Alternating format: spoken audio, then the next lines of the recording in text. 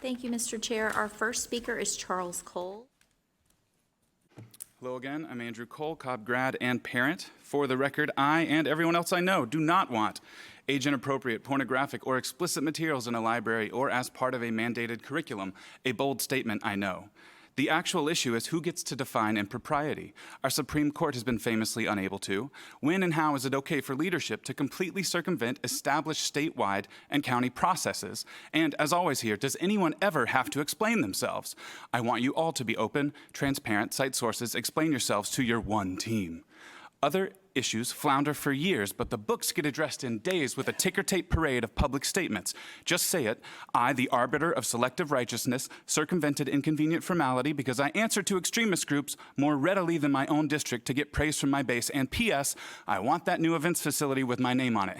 #legacy.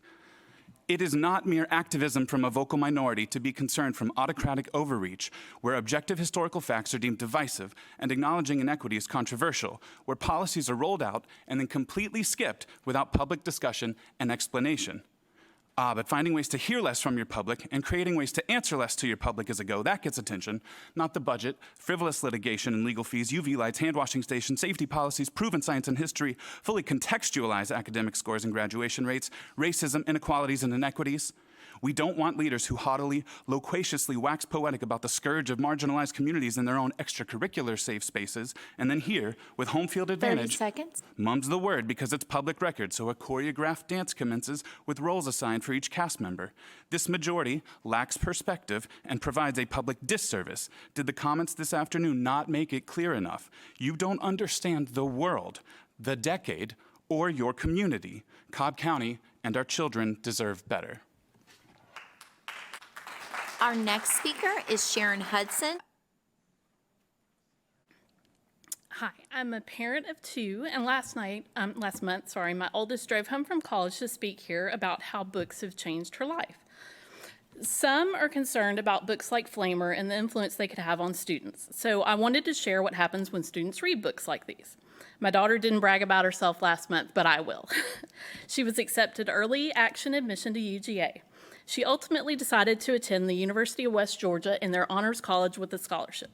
She earned higher ACT and SAT scores than the recent scores students in Cobb achieved. She's a recipient of the Zell Miller Scholarship plus several others. She was leadership for many organizations in high school and continues to be very involved in college, including marching band. She graduated with over a 4.0 with so many cords, stoles, and medals to wear at graduation that I'm not sure how she carried them all. Throughout school, we heard from teachers they wished they had a classroom full of students just like her. This is the kind of student who reads Flamer or other books used for Helen Ruffin Reading Bowl that some think shouldn't be in CCSD media centers. As a very proud mom, I say, like her teachers did, that we should want more students like her who will go on to be amazing community members, speaking up about things important to them. We shouldn't be afraid of students reading books that we might not agree with. With so many things pulling for their attention, we should want them to read as much as they can, and that means reading what they want to read. Our schools should be filled with, as the Georgia Peach Book Award website says, quality literature appropriate to teens' needs, interests, and reading levels, empowering teens to have a voice. I'm a conservative Christian Republican, so please don't assume that you know everyone's opinion about books. Mr. Scamahorn, you're my board member. I voted for you. Please consider Ms. Saylor's proposed policy update. Thank you. Our next speaker is Michael Garza. We had our teacher conference this week, and we were met with glowing reviews. Our daughter is in the 91st percentile for reading, and we were told she is kind and friendly to everyone. Our teacher said whatever we are doing as parents, to keep doing it. Contrast that to the superintendent, who said parents like me are on the side of evil, and that we want to give our kids porn. If that sounds absurd, it is, as none of us have ever talked about porn, while the superintendent mentioned porn 74 times in his remarks last month. Here's one more number, 6. That is the number of elementary schools in Oklahoma over a span of 6 days that were subjected to bomb threats by libs of TikTok, the hate group responsible for the removal of 2 books from Cobb County schools. The superintendent not only confirmed that our district acted on their demand, he said he will continue to listen to hate groups like them when it comes to reviewing books. We want to make clear to everyone, we do want to remove inappropriate content from our schools. Only this content doesn't exist in the pages of books. It exists within the superintendent himself. Inviting hate groups to have a role in our children's education is not only inappropriate, it is dangerous and subjects our kids to potential threats and violence. As parents, business owners, and responsible members of our community, it is our moral obligation to protect our students and educators from being exposed to radical, dangerous extremists, 30 whether they come seconds. from New York State or from within our district leadership. That is why we demand that our district remove the superintendent and executive director of HR from our schools. And it is why we will work to ensure our school board is no longer controlled by a vocal minority of political activists, but is instead composed of leaders who value every educator and every student within Cobb. Our next speaker is Kirby Messina. Hi, my name is Kirby Messina. I have lived in Cobb County for 3 years. I am in District 1. I am also an activist with the Atlanta DSA as a part of the Northwest Georgia chapter branch. And I just want to speak as someone who grew up in a system that failed them. I was a queer child in Muskogee County, and they had failed me in every way possible. And right now, you guys are failing your students as well. What does this have to do with book bans? Well, the book bans are a symptom of a system that is worried about preserving their Christian conservative values over actually taking care of the students. Do you know that MLK was a socialist? Do you ever wonder why we only talk about Helen Keller up to when she learned to speak, read, and write? It's because she was also an avid socialist. Yet we continue to whitewash our American history to fit your comfortable narrative. Let's also speak about teachers that are also notoriously overworked and underpaid. And yet now they also have to worry about losing their jobs over vague guidelines that you don't even follow. I ask the board to simply come up with some policy or resolution that makes it easier for these book reviews. There should be a third-party book review that is not 30 lives at seconds. TikTok that can handle this to help make it easier for teachers and media specialists. Every year, new families are moving into Cobb County, and they look like me. And all I have to say is that if you cannot embrace this change, then you need to step aside for people who will. Our next speaker is Jennifer Sesko.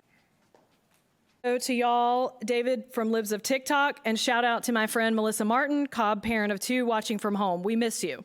This Halloween season, I'd like to address some literal unsolved mysteries. The aggrieved superintendent wasted his breath for 20 minutes regarding a speech written by Floresta droning on about porn in schools. Literally none of us want porn in schools. So why risk that visible rise in his blood pressure over something no one is even advocating for? The superintendent said he's protecting kids from harm by removing books. What? In the same room, there were actual kids saying, "You're harming us." He also called us evil. James Baldwin said, "The children are always ours, every single one of them, all over the globe, and I'm beginning to suspect that whoever is incapable of recognizing this may be incapable of morality." Evil is when you vilify a child right in front of you. Does the trans gay student describing your harm not deserve protection? Your condescending disregard for his bravery and comment was literally evil. The superintendent said teachers don't have to worry about being fired. There was a literal teacher he fired in the same room. There is right now also. In a lawsuit this district subpoenaed me in, you begged to be allowed in. Then you begged to be allowed out. When the judge granted that request, the Cobbaganda website declared a fake win. If you won, why so desperately plead to be back in the case to waste more of our taxpayer money? Sounds like a loss. These 30 seconds. These failures of governance embarrass us further when we see the expert leadership of Dr. Rivera. True leaders exist. So that none of us ever have to hear Chris say oral sex again, the nightmare on Glover Street must end. It's time to replace Ragsdale. Our next speaker and final speaker is Devin Letzer.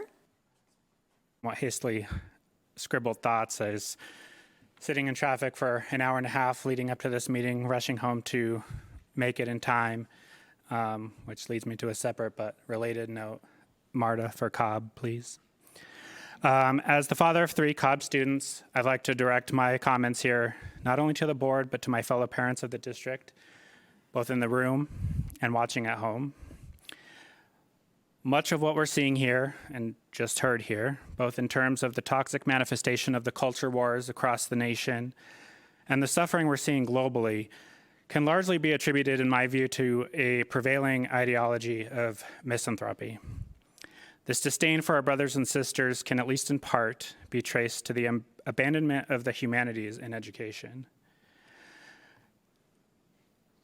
In my view, we must get back to sharing with our children and trusting with our children the beauty and bounty of the full human experience and the sacredness of all creation in all the ways that it takes shape. Rearing children and creating strong, resilient communities requires openness, dialogue, empathy, and radical inclusion. When my elementary school-age children can purchase a book at their school book fair, Five Nights at Freddy's, A Murderous Nightmare, but are not able to purchase 30 a seconds. book on compassion, like My Shadow is Purple, we've really lost the forest for the trees. I ask my fellow parents here to let compassion overcome fear. I ask the board to lead with love, grace, and gratitude, and let goodness follow, embracing all of our children, families, and teachers. And from a practical standpoint, if the board means what they say and are not just posturing, I'd like to please give Ms. Saylor's policy amendments an affirmative vote. Time. Thank you. That's time. Thank you. Mr. Chair, that was our final speaker.